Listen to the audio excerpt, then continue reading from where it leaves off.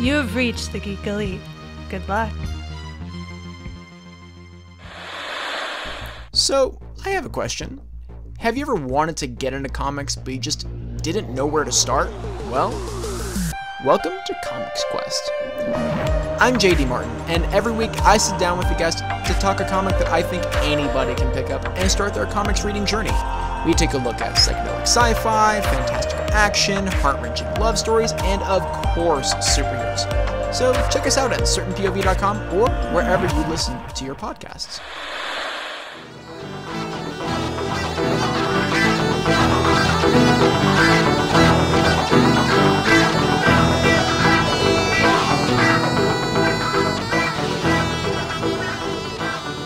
Welcome back for another issue of Imagine If. This week, we are finishing out our Black Widow month because we wanted to celebrate the fact that MCU movies are back in the theater. We're going to be doing a challenge. That's right, a challenge. Last week, we talked all about the Black Widow movie. I was going to say, yeah, it's time to put on those thinking caps and let's see what we can come up with to make Black Widow, come over to the DC side of things. That's right.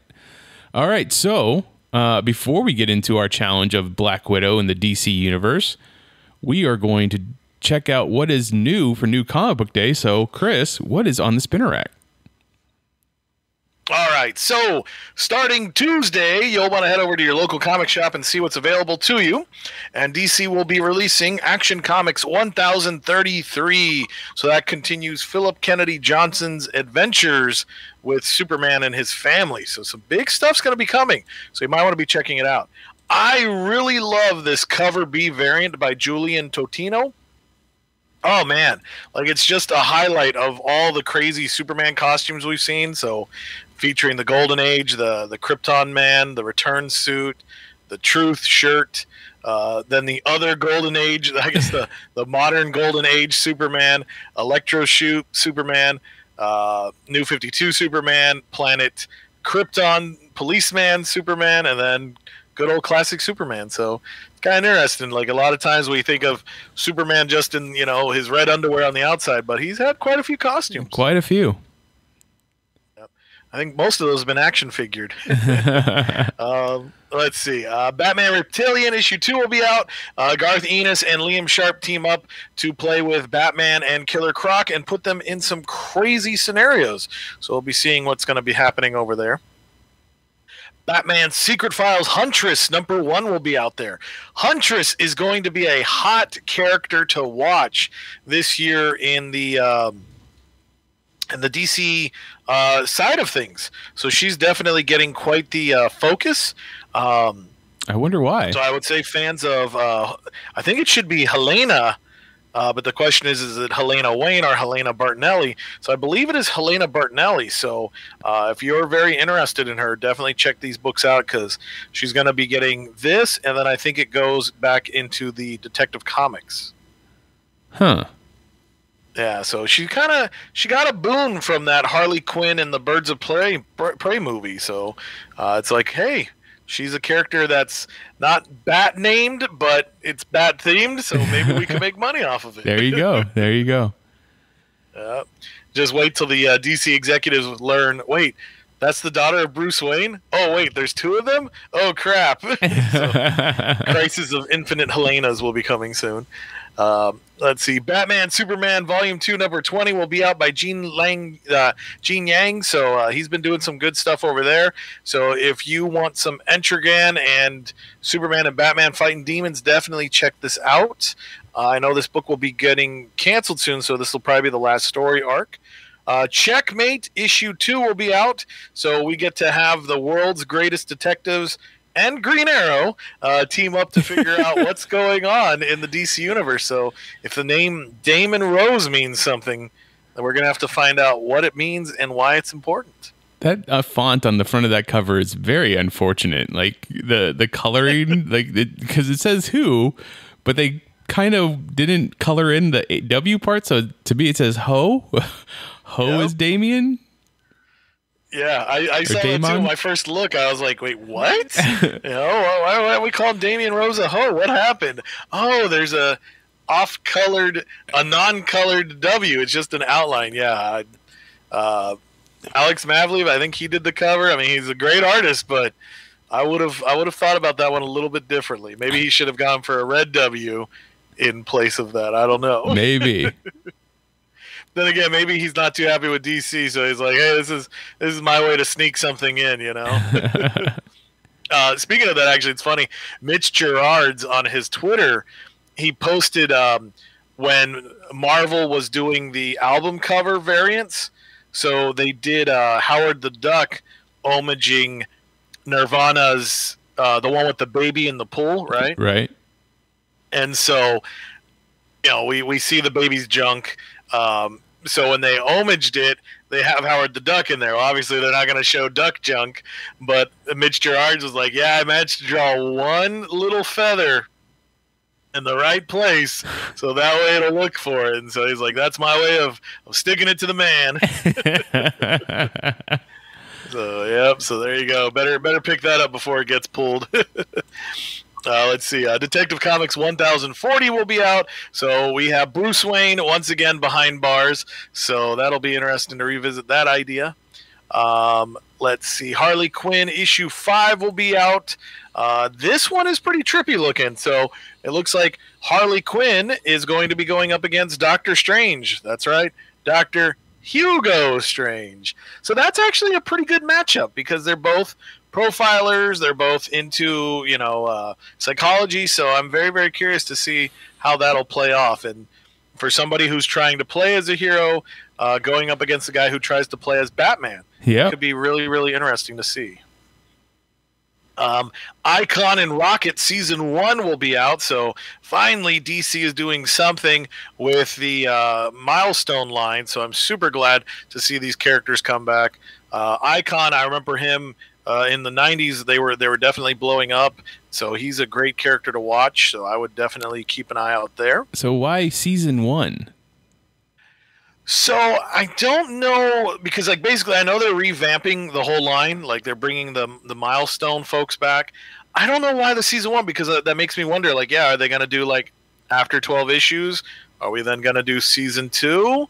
I'm guessing some boardroom member guy was like, "Hey, Season 1's going to be great." And it's like, well, but it's also going to be confusing because DC has a whole line of books called Season 1, and if they're going to lump this in with Season 1, I think they're doing themselves a real injustice. I think they need to start saying these are official DC Universe characters, but I don't know. It's going to be very interesting. So that is a good question. Why add the season in there? Let's see. Well, we got a big one here. Infinite Frontier number 3.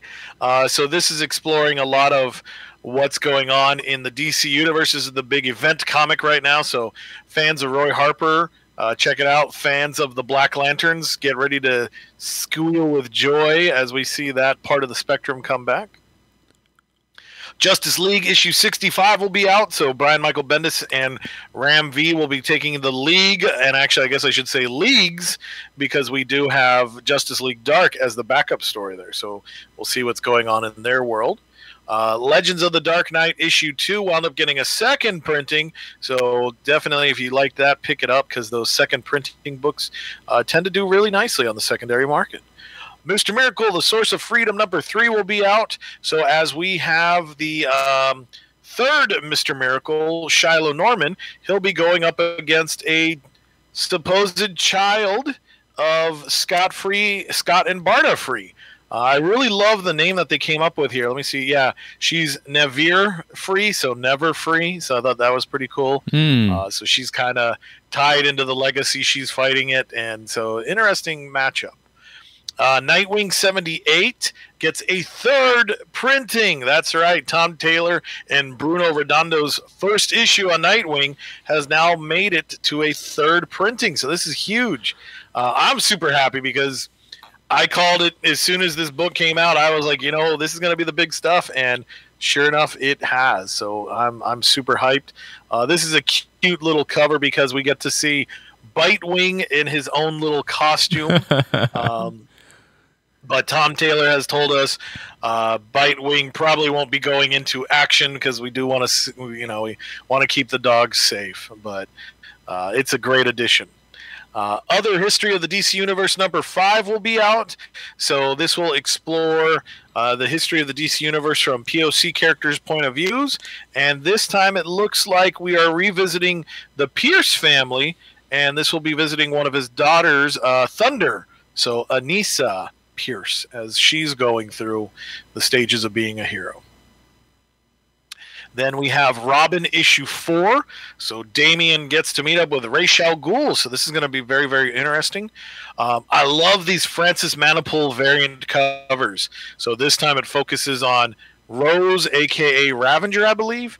But I just love the simplicity, the dual tones, but the fact that there's extra color use in there. I think they're beautiful. So if you're looking for character posters and you're a fan of Ravenger, I would say pick this comic up. Ruby crossing over with Justice League #4 will be out. Shazam #3 will be getting a variant cover. So if you missed out or didn't make it to your comic shop, definitely check that out. Static Season 1. Yep, there's that Season 1 again. Static Season 1 #2 will be out. So good old Static Shock is back. So we will get to see his newer adventures more in line with his comic book original adaptation. Strange Adventures is hitting #11, so we're almost to the big conclusion. So that's going to be exciting to see. Superman, Son of Kal-El #1. So that's right, Superman #1 is out. So here's your Superman book, except it's going to be the adventures of Jonathan Kent. So very, very interesting. I love that the main cover is a homage to Superman #1 back all the way to like 1940. I think that's great that they've done that. This cover's been homaged a couple times. So it's going to be very interesting to see what Tom Taylor will be doing with Jonathan Kent. What's he going to do? How's he going to make him be either a hero or somebody who crosses the line? Because his destiny is foretold as he will be a great disaster to the universe. But maybe the book will show us differently. So it'll be interesting to see. Teen Titans Academy #5 will be out. I think this might be the issue that officially tells us who Red X is. Most of the spoilers and rumors have been leading us to believe that it's Billy Batson. I haven't been reading this book, so that's my bad. I need to be checking it out to see what's going on. But yeah, I think we finally get to see who is Red X. Wonder Woman Black and Gold #2 will be out. So if you're looking for some great adventures of Wonder Woman and her supporting cast, definitely check that book out.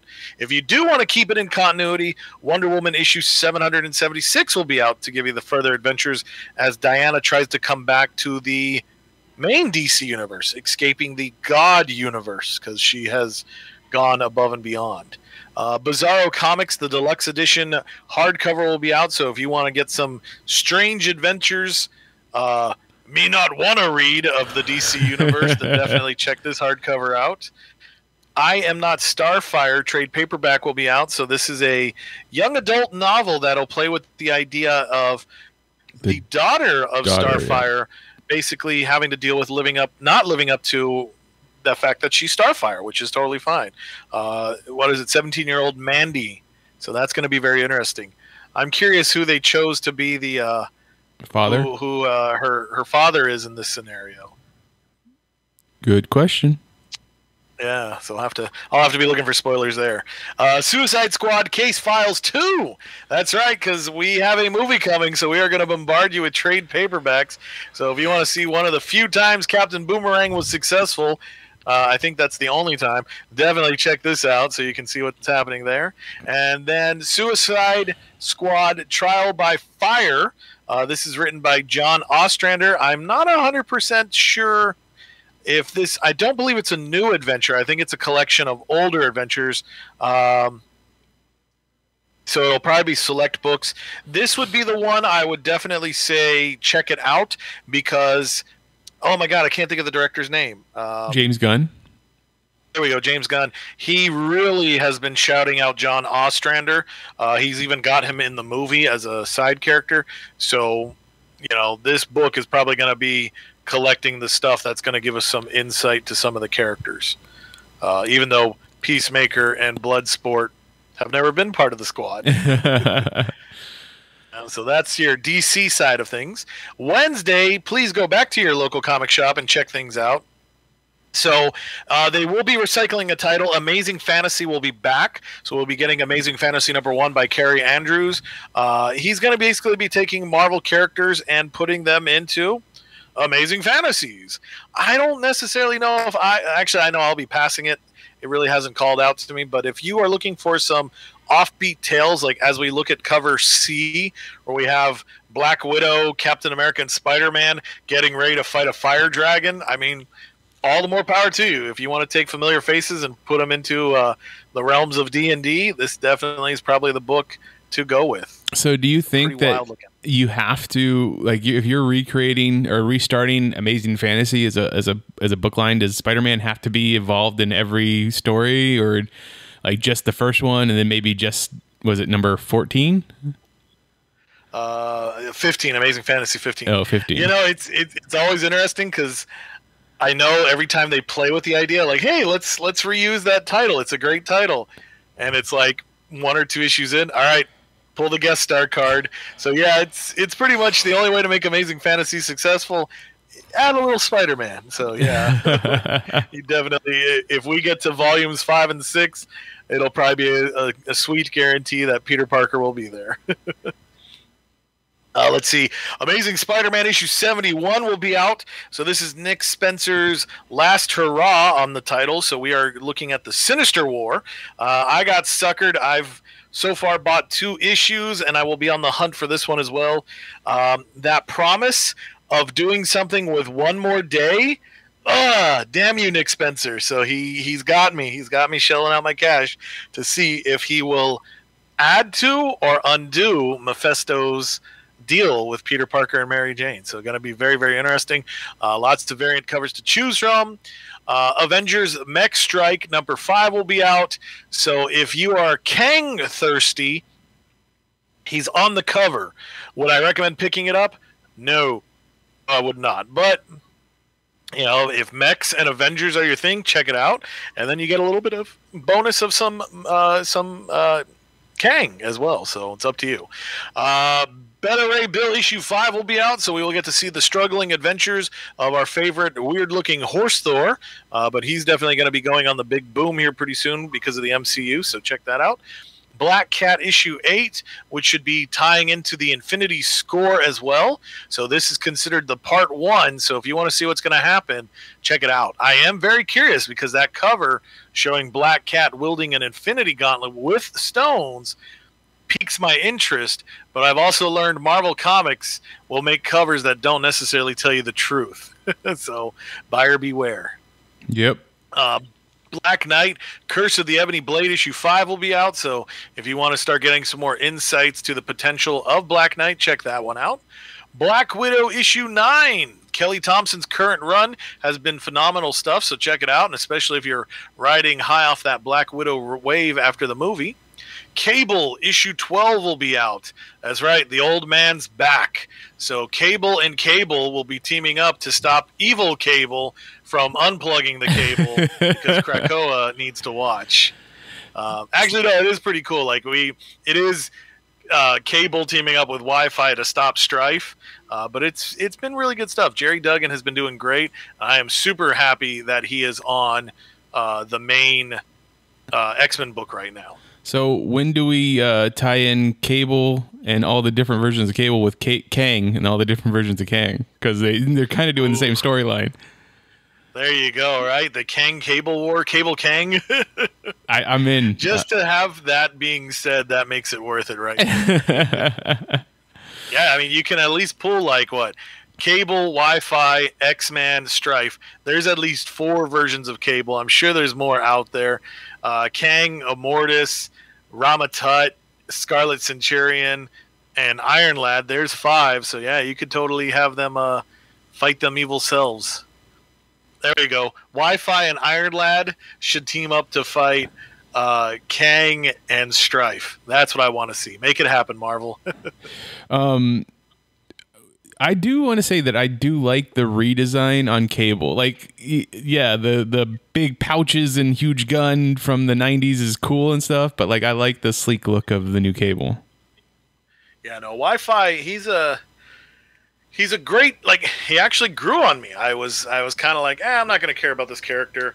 And he wound up growing. It was interesting because Rafa and I were talking, and it's like, we don't want to see the little kid go. Like, he's cool, and like you mentioned before, just design wise, he's a great looking character. So yeah, I hope they do steal some of the sleekness and give him that to Cable. But then again, who knows? Maybe we'll have both of them running around in the Marvel Comics universe. All right. So I am very curious to see what's going to happen there. Let's see. Moving along, Daredevil issue 32 will be out.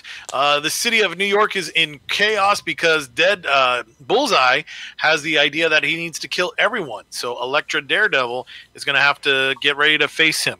And as we know, Daredevil and Elektra face-offs don't end well. So this could be interesting for Daredevil. So I know you Eternals. I know you told me before, but where exactly is Matt right now?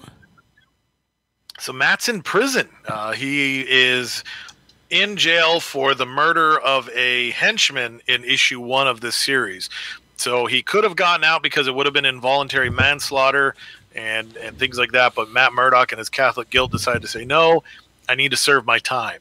But luckily it works out because Matt is in a jail where the warden, he's the father of a supervillain. So this warden has been using that facility for his own nefarious gains. So Matt is in jail, and if I remember correctly, back in Civil War, he was also in jail.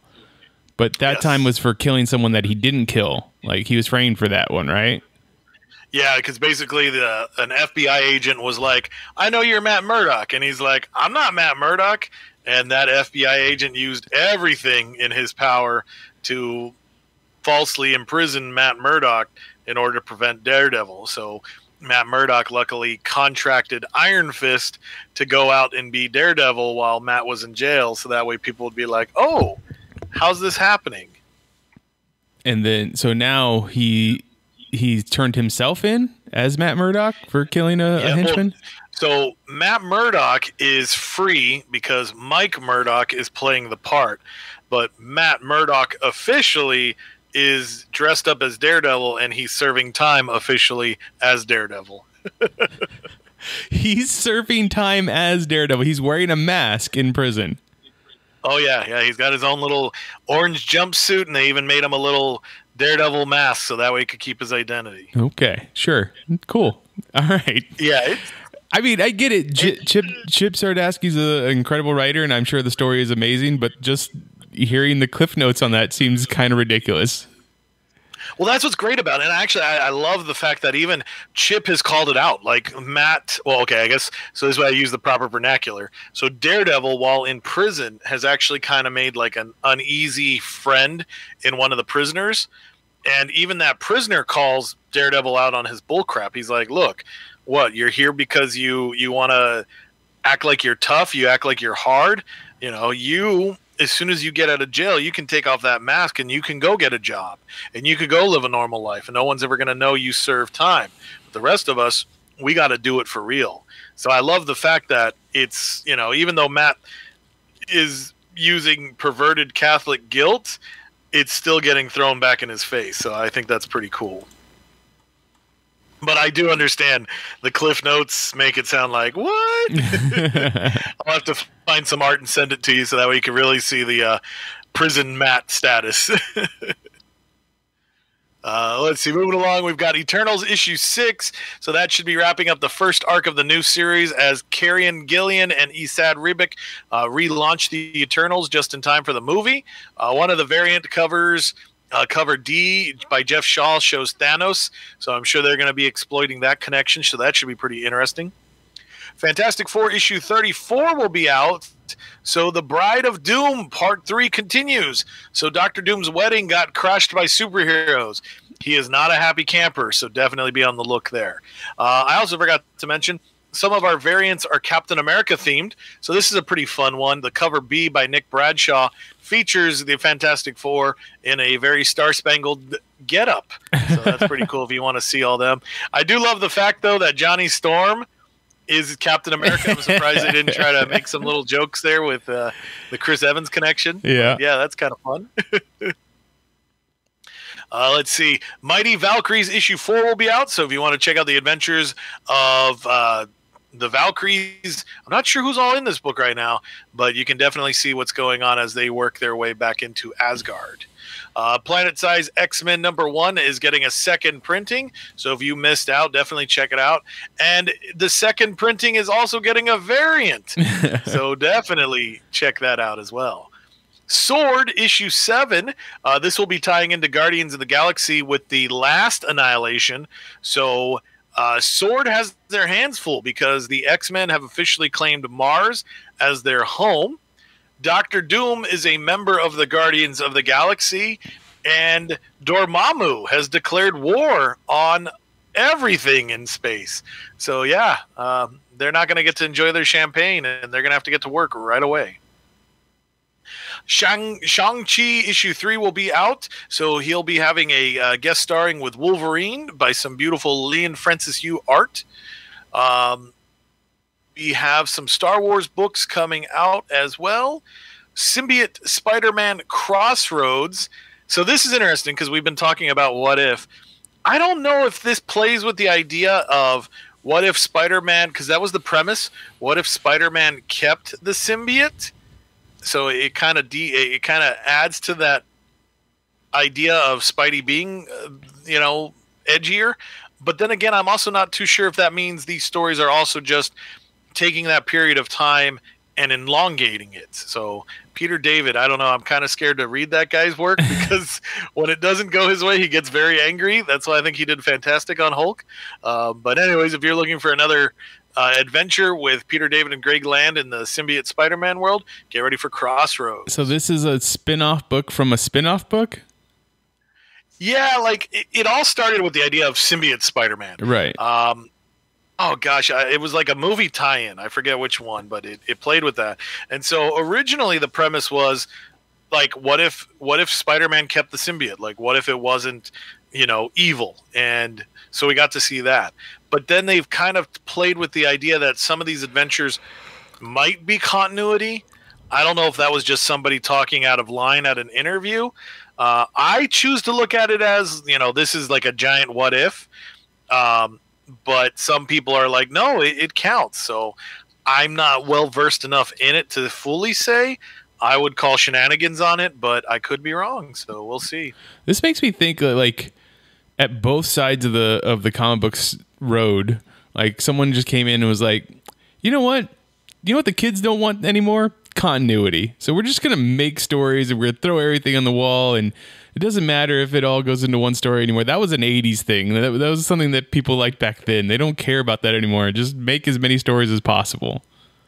It is very interesting to see that, and you're right. It was interesting. I'm reading this article series called The Life of Riley, and it's basically talking about all the behind the scenes that was going on during the Clone Saga series. And when Bob Harras became the official editor-in-chief of all things Marvel, he pitched the idea that, okay, it's got to be Norman Osborn. He's the big bad. And all the writers and creative in the room just groaned. They're like, no, like, Norman's dead. He needs to stay dead. It's not a good idea. And Bob Harras was like, I don't care. I'm not going to get held up on a comic book that's 25 years old. It's Norman Osborn. It's like, okay, that's interesting because now here you and I are on the flip side of that, probably a good 25 years later. Norman Osborn, it's good that he's back. I mean, he's been a huge successful villain. We've seen him played by Willem Dafoe. I forget the actor, but they did cast him for the Amazing Spider-Man series. It was Chris Cooper. Actually, there we go, Chris Cooper. And we did see him. He was bedridden. Yep. And, even in the comics today, he's hyped up, and I know fans are getting ready for, an MCU Green Goblin. I've heard everything from Bryan Cranston and other actors be, tossed out there. So it is interesting to see, like, was Bob Harras right in saying that? Like, I don't care. I know that's continuity, but they're comics. Who cares? So, maybe that train of thought does help. Throw everything at the wall and see what sticks. That's right. All right, let's see. United States of Captain America issue 2 will be out, so we will meet another one of the street-level Captain Americas. This time we will meet Nichelle Wright. She is the Captain America of Harrisburg, so definitely be on that if you're first appearance collecting. There are quite a few variant covers there. Web of Spider-Man issue 2 gets a second printing, so that tells me that kids wanting to read comics is a big thing, so that's awesome news. Wolverine issue 14 will take the adventures of our crazy Canadian and just put them who knows where. X Factor issue 10 will be getting a second printing. This is the big one. I'm sure you read about it. That's right. Scarlet Witch was found dead, and it happened here. So the big question is, who did it? All signs point to Magneto, but that's pretty obvious. So we've got to figure out what's happening. So that mean if all the signs point to Magneto, and since that's probably not going to be the person, is it going to be Polaris? Like, did Polaris go evil again? Honestly, my money is on Mystique. Oh. Yeah, because so I forget. Did you read House of X Powers of 10? Did you read that? I did not. Okay. So the gist of it, so they played with some of the stuff there. Moira was like, we can't have any precogs. So that led to Destiny. And Destiny has not been revived with all the mutants that have died and come back. And Mystique has gone on missions for Xavier and Magneto to try to, make it so that they'll bring Destiny back. But she comes up short, and they're like, well, we're not going to do it for you. So I feel like this is Mystique being like, you know what? I'm going to destroy everything. Like, I think this, I think the trial of Magneto is going to lead to Inferno. And I feel like that's just going to be Mystique being like, I'm done. If I don't get my way, then nobody gets their way. So that's my prediction, my theory. I hope I'm right, because that'd feel pretty cool, but we'll see. Okay. Let's see. As for the collected editions, Captain America Omnibus Volume 3 will be out. This collects the Steve Englehart adventures. So if you want to read some awesome stuff with Captain America, Nick Fury, and Sam Wilson, definitely check this out. Fantastic Four Heroes Return, the complete collection. So this was right after the big mistake. Heroes Return Volume 3. So this continues on the post-Reborn era, and this is one of the better runs, in my opinion. So you've got some beautiful Salvador Larroca art there, so check it out. Fantastic Four Omnibus Volume 2 will be receiving a new printing. So if you want to read the original Galactus trilogy, this is one of the better ways to do it. Giant Size X-Men Tribute to Len Wein and Dave Cochran Gallery Edition. So they'll be doing a very nice printout of Giant Size X-Men #1 with new pages done by various artists. So basically a jam session. So if you want to revisit one of the best X-Men stories out there, redrawn and shared by many other artists, that's going to be a fun book to pick up. King in Black Avengers trade paperback will be out. So this will collect some of the King in Black tie-in issues, Namor and Captain America and various others, if you're collecting all that. King in Black Gwenom versus Carnage. I don't know how this ties into King in Black, but it is kind of cool to see Gwen go up against Carnage, because those two are...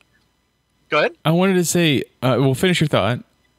Oh, well, I just think it's kind of cool because Gwen was not a character around the time of Carnage, so it's kind of exciting to see her have to, be exposed to quite the sadistic fellow that Cletus Cassidy is. Now we know that obviously the Venom symbiote was first attached to Peter Parker. Did Peter Parker ever get any of the other symbiotes? Ooh, that's a tough one. I know Carnage bonded with Ben.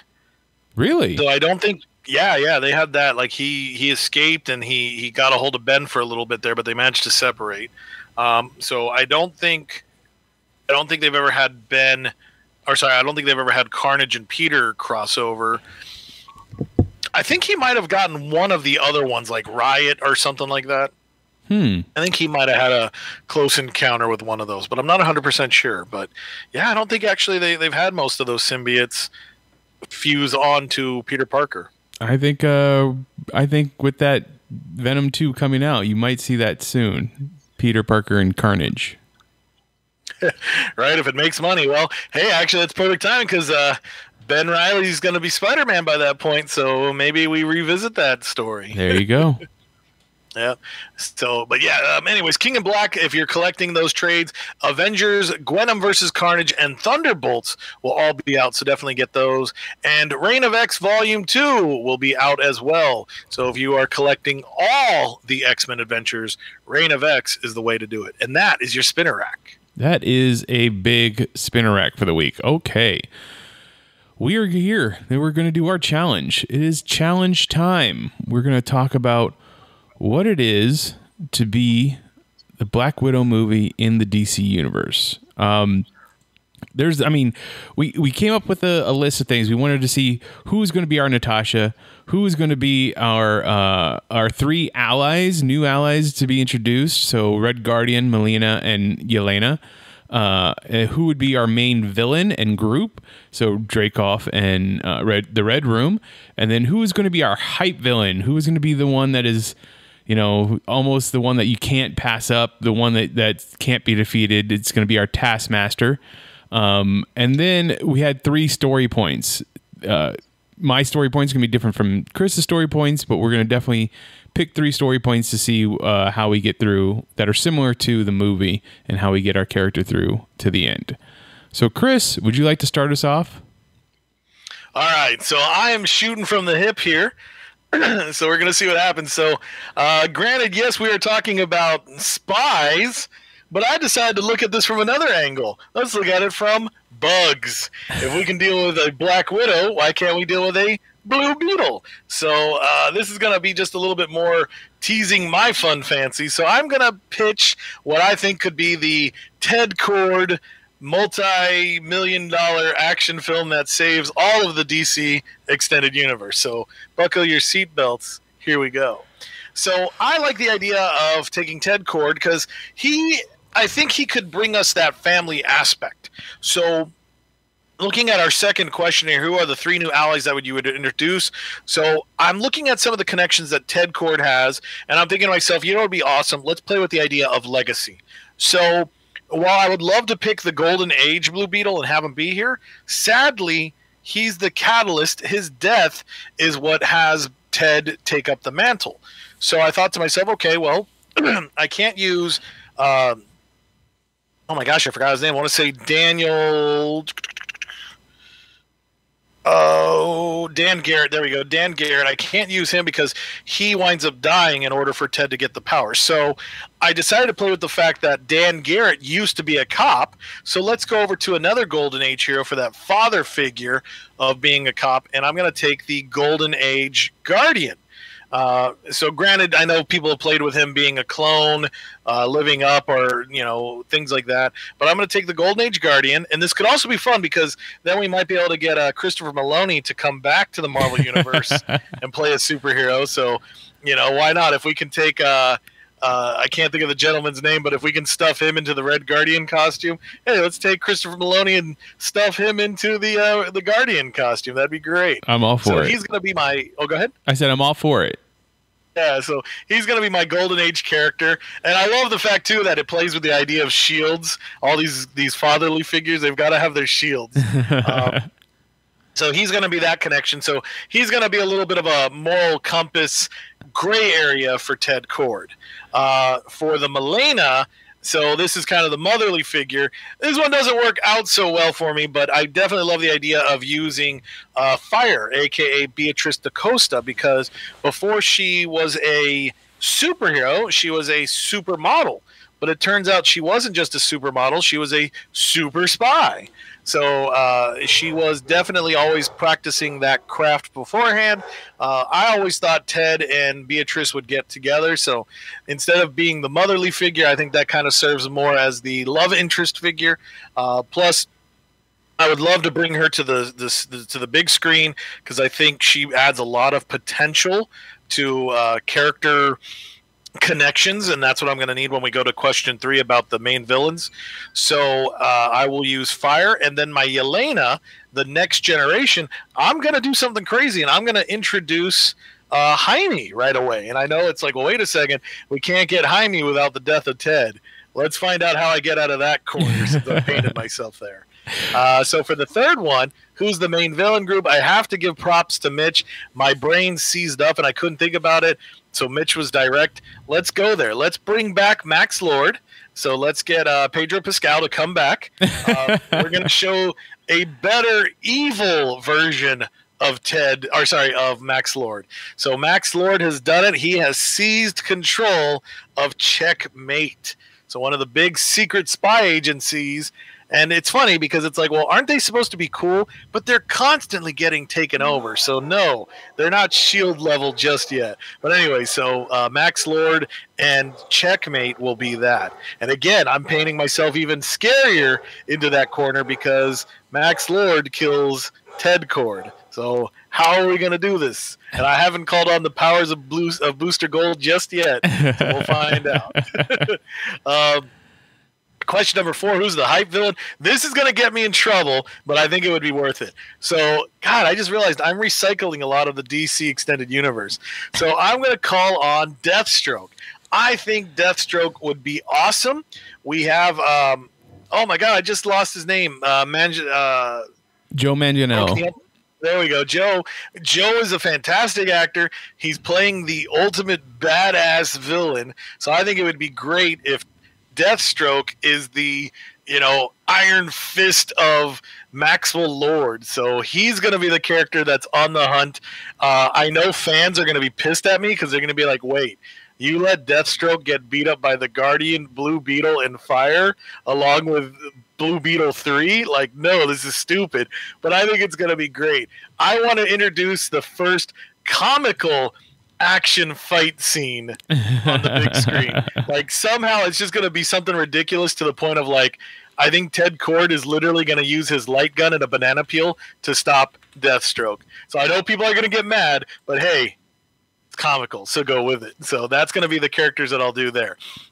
So now that we're introduced into the principal players, what are the 3 story points? So, so obviously the given is legacy, dealing with the fact that the Guardian kind of serves as a mentor for Ted. He can talk about the life of Daniel that Ted didn't know about. Ted can then be there for Jaime to help him grow into the heroics and also deal with the fact that he's got, I prefer the Scarab to be mystical instead of extraterrestrial, but we'll see how that plays out. But legacy is kind of a given. So I guess the 3 story points I want to take, I want to use the idea that Maxwell Lord, he, instead of using his mental abilities to give people a wish, he's going to take it a step further and he's going to expose how the superhero community is just destruction waiting to happen. So we're going to take some of the oh my gosh, I forget what the storyline was called, but when Maxwell Lord took mental control of Superman. So he's going to be taking over the superheroes and having them cause super destruction all over, the DC landscape. So people are now afraid of their Justice League, and that can also be kind of a good thing. Now people can understand why we should like Suicide Squad. I know, weird, right? Because Max Lord isn't going to touch those people. So anyway, so we'll see that story plot play out. I want Wonder Woman to come back into this. Now I'm going to have the unthinkable happen. This time I'm going to wind up having Wonder Woman come in and kill Maxwell Lord. Just because I felt that was such a huge plot point going forward in the DC universe, because here's Wonder Woman, ambassador of truth and peace, trying to make things better, and the ultimate solution was thrown out there for her to stop Max. I think it's pivotal. I think it's important, but sadly, I think it will wind up causing Max Lord to be looked at as and I'm probably going to mispronounce this word, as a martyr. I've always had trouble with that. A martyr, just because it'll prove the fact that, look, superheroes are killers. But I think that's going to be a huge one. And then this way, the DC Extended Universe going forward is going to have to deal with this huge stain on the superhero community, because we've seen Superman flying through buildings. We've now watched Wonder Woman kill somebody who's saying he's the guy who's going to save us from heroes. So that's going to put, the hero community on check. You see what I did there? So they're going to have to figure out what they're going to do thanks to the machinations of Checkmate. Now, my third story point, hopefully, so we haven't killed Ted, but we did get rid of Max. So that's when Booster Gold is going to show up a la Doc Brown, and he's going to be, Teddy, your kids, they're crazy. But he's going to basically have to show that the world that they set up is not good. So this way it could kind of go back to Zack Snyder's Injustice dream sequence world, whatever that thing was that we saw in Justice League. Oh, I know, yeah, I the can nightmare. already feel your frowns. Yeah, but we're gonna go back. We're gonna make that continuity, but we're gonna get rid of it. So that's how that's gonna play out. Because if we can live in a world of variance and the TVA, then let's bring it over to the DCU, and that's gonna establish Blue and Gold as the TVA. So it's going to leave us as a cliffhanger, which is perfect because that means I get greenlit for my sequel, because sequels in DC Comics always go hand in hand, right? Right? I love it. There you go. So I love that you were throwing in the actors that are already playing those characters in the DCEU. So I'm going to do you a favor, and I'm going to cast your Dan Garrett, your Ted Cord, and your Jaime Reyes for you right now. These are going to be names that you don't know, and that's okay. But your Dan Garrett is only going to be in there for a little bit, so you don't need a big name actor or someone that's going to go for the Oscar. But he is a good actor. His name is Iman Walker. He plays Chief Bowden on Chicago Fire. Now here's your big name, your Ted Cord. I would think it'd be pretty cool to see Daniel Kaluuya as Ted Cord. He already got to be in a superhero movie. He was in Black Panther. He was the one. I can't remember what his name was in Black Panther, but he was married to Okoye. He was the one. I've seen him around a couple films. Yeah, he was in Get Out. He was in Judas and the Black Messiah. So Daniel Kaluuya would be pretty cool. And then your Jaime Reyes, I'm going to have to age him up because I don't know young actor names, but Anthony Ramos, who most recently you could have seen in The Heights, would be a really good version of Jaime Reyes. Now, your Fire would be another story altogether. I don't know who I'd want to cast. Now, Fire, I believe, but she is from Brazil, isn't she? Yes.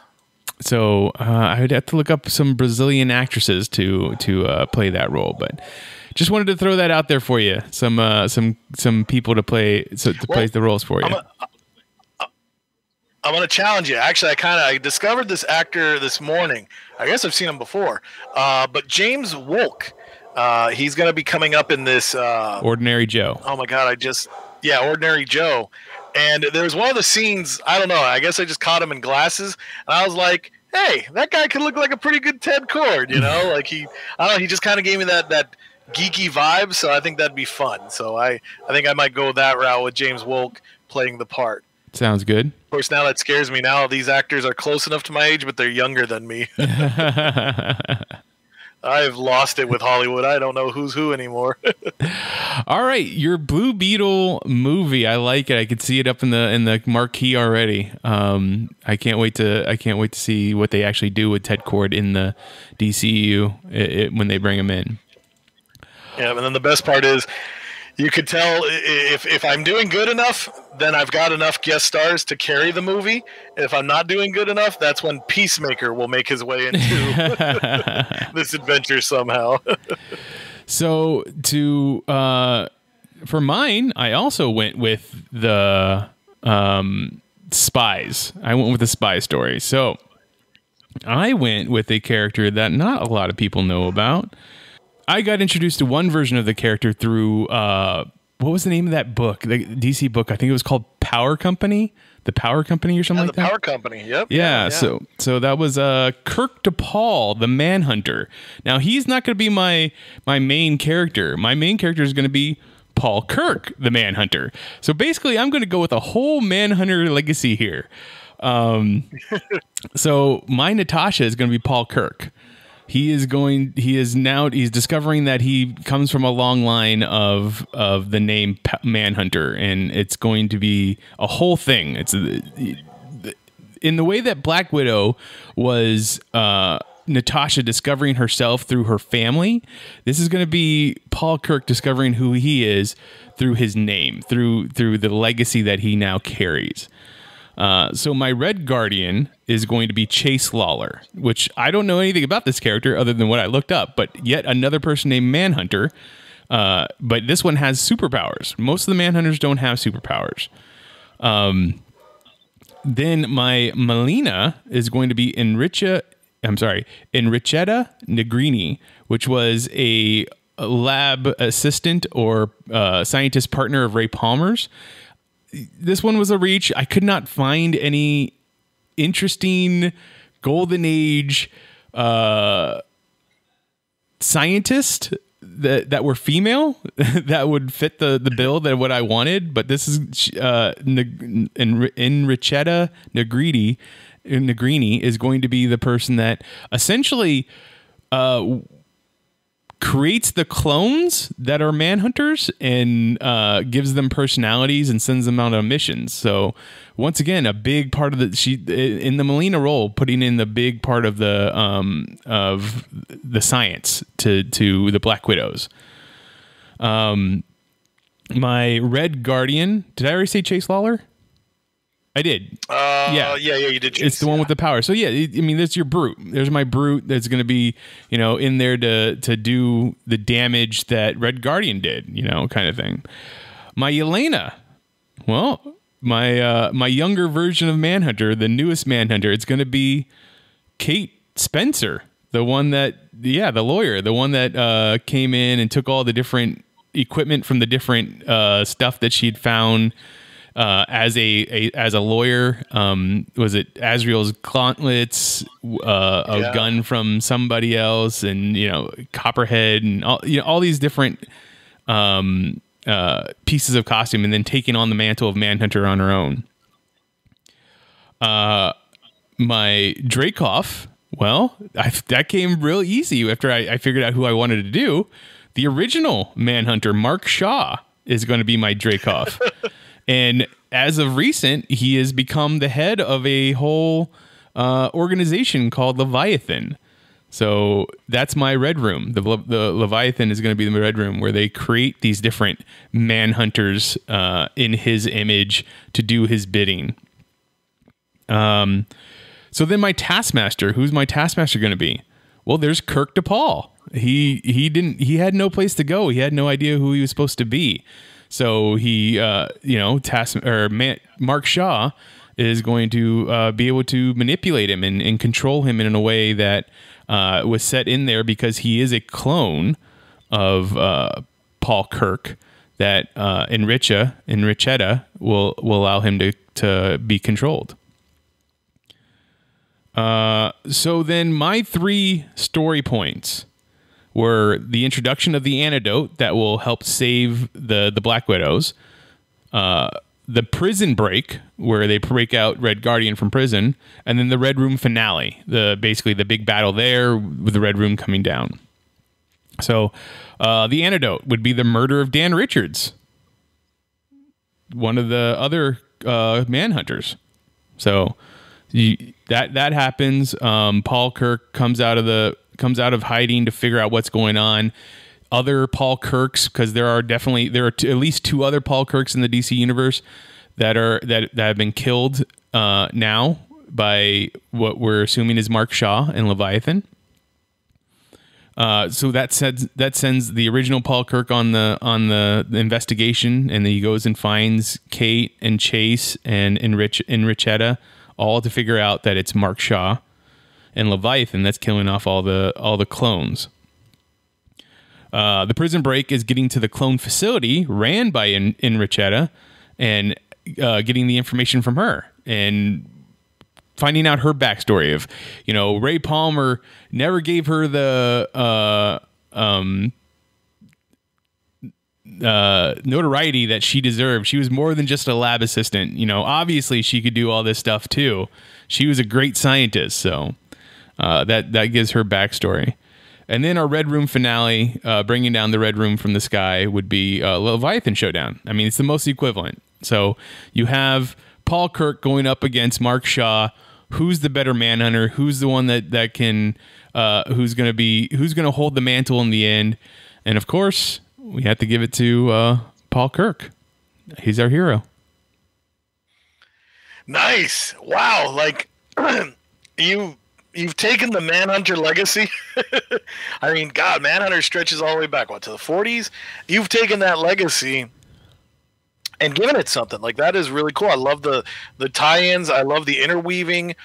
And I love the fact that it's even hip to today's comics with Bendis, taking all right, let's take Paul Kirk and let's have him go nutty and become Leviathan, So it's like, that is pretty cool stuff. So, I mean, like, I don't know, that makes me excited for that legacy, because he's very much a visually interesting character. Like, I don't know, those weird sleeves are ridiculous, but at the same time, it's kind of like, okay, what's this guy all about? What this cat's doing?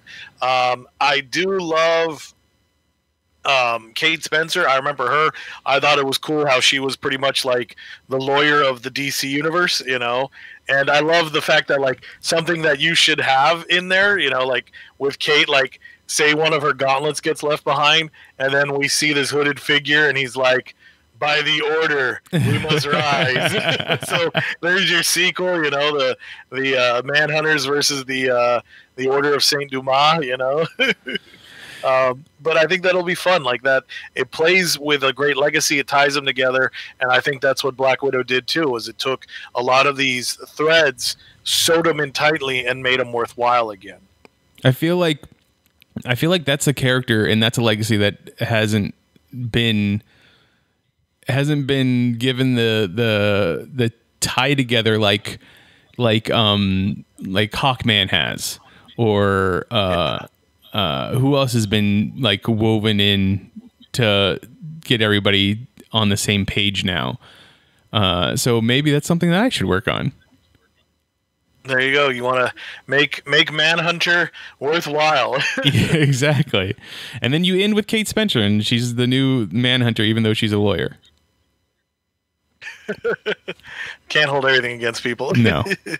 Yeah, no, that's cool. Like, I definitely dig it. I think that'd be fun. I know Manhunter, especially the Paul Kirk one, like, people loved that Archie Goodwin, Walt Simonson story. So there is a fan base, so that would definitely be fun to play with that and put it on the screen. And it's that perfect crossover between super spy and super heroics, I'm in. I think that's going to be that'd be the story that I want to say. I want to see something done with that character as much as I want to see something done with a lot of my favorite characters. So I will. I'll have to go and look into was it DC Universe Online or DC Universe Infinite?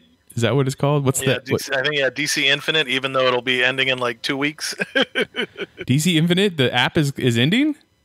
I believe so. Yeah, I think we got served notice that it's going to be shutting down, and they're like, "Oh, save all your comics and send them over to Comixology or something." You're like, "Nope, I didn't buy them because I bought you." So yeah, so you got a lot of reading to do between now and then. Oh, sorry, I didn't know about that. I guess I should have been up on that. But yeah, I have to go and try and read as much Manhunter stuff as I can so I can write down that history. There you go. And I said, challenge within a challenge. I said Mark Shaw was the original. I meant Paul Kirk is the original. Mark Shaw, it was the third person between Paul Kirk and Dan Richards to hold the name of Manhunter. So Mark Shaw, but he is the one that's, like, I guess the most recently used because he's the head of Leviathan. Yeah, he's one of the more popular ones. So I think he's the one that got played out to be like, hey, let's take this classic hero and have him go villainous, because Paul Kirk, while he's the first, he's the dead one. So yeah, he didn't get that notice to come back during Infinite Frontier just yet. Just yet. All right. So if you enjoyed our stories, we'd love to hear from you. If you want to talk about any of the other things we talked about this week, please reach out to us. You can find me on Twitter. I am at Mitchipedia, GEM. GEM stands for Geek Elite Media. Chris, where can people find you online? You can definitely find me on Twitter. My handle is Stuff I Should Say, should being spelled SHUD. And then definitely check out my writings on geekelitemedia.com and AIPTcomics.com. The rest of Geek Elite Media is at Geek Elite Media on Twitter, at Geek Elite Media on Instagram, and Facebook.com/Geek Elite Media is our Facebook page. Check out archived episodes of this podcast and other podcasts on our website, geekelitemedia.com. Check out our Patreon page, patreon.com/Geek Elite Media for exclusive material that you can only get if you're one of our patrons. And then, whatever podcatcher you use to listen to us, please rate and review us. It helps spread the word of our network. But until next time, this is Imagine If on the Geek Elite Media Network saying, always remember to geek out. Geek out. This concludes our broadcast.